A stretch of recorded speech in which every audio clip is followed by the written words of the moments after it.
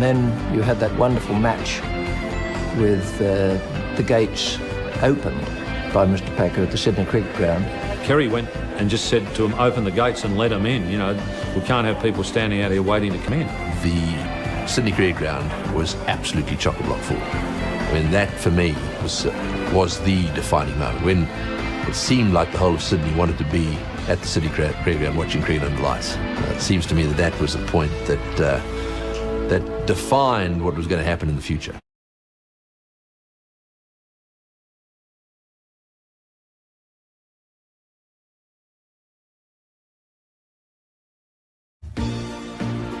The Board of Control had banned all Australian players who signed for World Series cricket from playing any test or first-class matches. With many experienced test players no longer available, 41-year-old Bob Simpson was recalled after an absence of 10 years to captain Australia in a 5-test series against India. I was playing club cricket at the time. I was still probably scoring more runs season by season than most players around. Then I got a call from the board through Freddie Bennett, and finally I met with Fred and Bradman, and Bradman convinced me, based in many ways on any doubts I might have had whether I could make it, and he just illustrated virtually his comeback in '46, that he was about the same age, and it's very hard to refuse someone who comes up with, you know, an argument such as that. Yeah, that's one he can put away, which he has done pretty effectively. Bob Simpson made an impressive comeback to Test cricket, scoring 538 runs at 53.9, including 2 centuries. He led his young side to a 3-2 victory over India in what turned out to be an entertaining series. And that's Australia's 100 up. One of those young players striving to make his mark was Kim Hughes. That's a good shot from Hughes. That's through. Penalty 4. Beautiful batting. Realistically, of the blokes that played in that series, maybe 1 or 2 would have got a game in our best 12. The rest would have been playing Shield cricket, maybe came in for an injury or 2, but would have hardened up playing Shield cricket. Bob Simpson led his young side on a tour of the Caribbean in 1978 against a full-strength West Indian side. The young Australians were comprehensively beaten in the first 2 tests. West Indies World Series cricketers, that is, were involved in the West Indies team, because Packer initially had said to the West Indies Cricket Board that he would always make the West Indies players available to play for the West Indies whenever they were needed. And so they were involved in that series when Australia came out there in '78. We played the full-strength West Indies side in the first test in Trinidad. I remember directly where we were sent in on a wet deck, and we didn't last long, of course, in that first innings. It was difficult, it really was. You're looking at a situation where they've got all their great players, they're at the best. We've got a team of youngsters. A subsequent dispute over selection before the 3rd test in Guyana saw all the West Indies World Series players withdraw from the remainder of the series. This helped even up the contest, and Australia was able to salvage some pride, eventually going down 3-1 and surrendering the Frank Worrell Trophy. It's about to go up. Graham Yallop is about to toss for Australia. Bob Simpson retired after the West Indies tour, and Graham Yallop was appointed captain of Australia for the Ashes series against a strong England lineup led by Mike Brearley. I just recall the dinner. We had a dinner prior to the first day's play, and I just looked around at all the players, and I could see the young expressions on their faces, the inexperience, the players who had never played a test match, to think, I could see them thinking, well, what's going to happen tomorrow? You know, they just didn't know. We had a lot of young kids left that some of us shouldn't have been playing. We had to be thrust into roles that we should never have had at that stage, and Australian cricket suffered.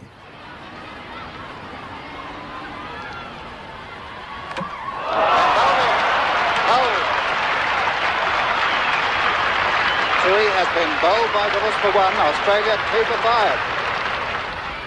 So Willis turned now to bowl to the Australian captain into the left-hander, Graham Yallop. And gets a good one, and he's got an outside edge, and he's gone, and Gooch has made no mistake this time.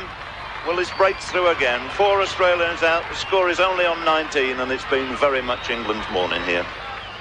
We felt in the back of our minds that, the best players of the era were playing in another competition, and we certainly we felt that this wasn't the best Australian side that could be selected.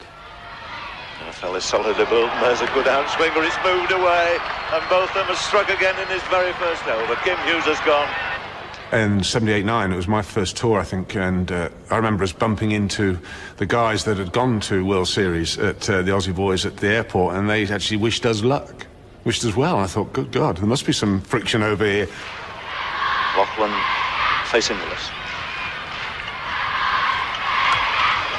And that's hooked away, it's gone down to Lever at long leg, and he's taken a great gap. And they've fallen for the bouncer again. And would you believe Australia have lost 6 wickets here this morning in less than an hour and a half's play?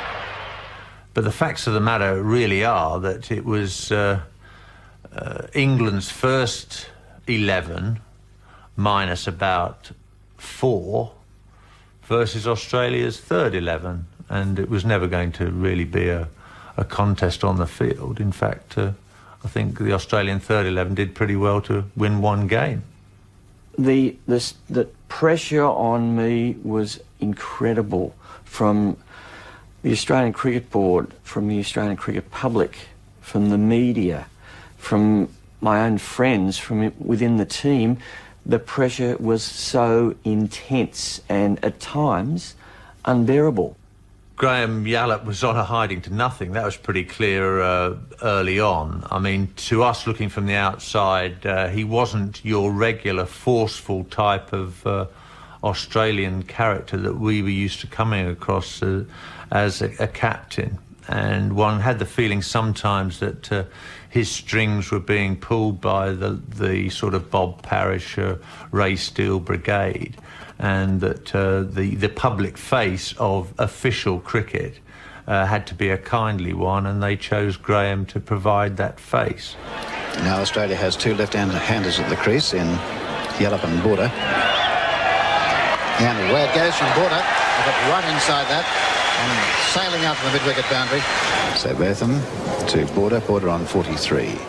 One young player who made his debut in that 1978-79 Ashes series would go on to have a profound impact on Australian cricket in the following decade. His name was Alan Robert Border.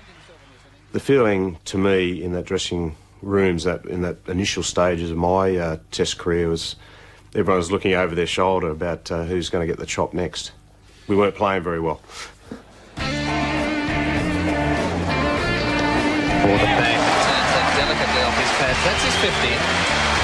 And a very generous round of applause from this rather large Sydney crowd. 3 rounds. And that's his first 50 in Test matches. Well played, Alan Border. England won the series easily, handing out a 5-1 hiding to Australia. Attendances were down, and the Australian Cricket Board lost over $440,000 that summer. Even more worrying for the establishment was that at the other end of town, World Series cricket had really begun to capture the public's imagination. You've been training all the winter, and there's not a team that's fitter, and that's the way it's got to be. Because you're up against the best, you know. This is Super Test, you know, and you've got to beat the best the world has seen. Lily's pounding down like a machine. Pascoe's making divots in the green. Marsh is taking wickets. Brooks is clearing pickets. And the Chapel's eyes have got that killer gleam. Mr. Walker's playing havoc with the bats. Red Park, it's good to see you back. Lady's making runs. Duggie's chewing gum. And Gilmore's wielding willow like an axe. Come on, Aussie, come on, come on. Come on, Aussie, come on, come on. Come on, Aussie, come on, come on. Come on, Aussie, come on. After the 5-1 drubbing at the hands of the old enemy England, Australia played 2 tests against Pakistan. The Australian Cricket Board invited Kerry Packer to lunch, on a day when there were just 2,700 spectators scattered around the vast expanse of the Melbourne Cricket Ground. The need for compromise was obvious. Was anything said that might lead to a possible reconciliation? Well, I mean, the fact that they were nice enough to ask me to have lunch and we had a very pleasant lunch and could talk to one another is obviously a step forward. But it doesn't sign contracts or do anything else, but at least we're talking. For the past 2 days, the Australian Cricket Board has been meeting behind those doors. Before them were firm offers from Channel 9 and the Australian Broadcasting Commission, and expressions of interest from 2 other commercial television stations. The final decision was given to the media tonight by the chairman of the board, Mr. Bob Parrish. And the board has accepted in principle an offer from PBL Sports Proprietary Limited involving exclusive television rights for the Channel 9 network for the next 3 years. Discussions are continuing and finalisation of an agreement has been left in the hands of a board subcommittee.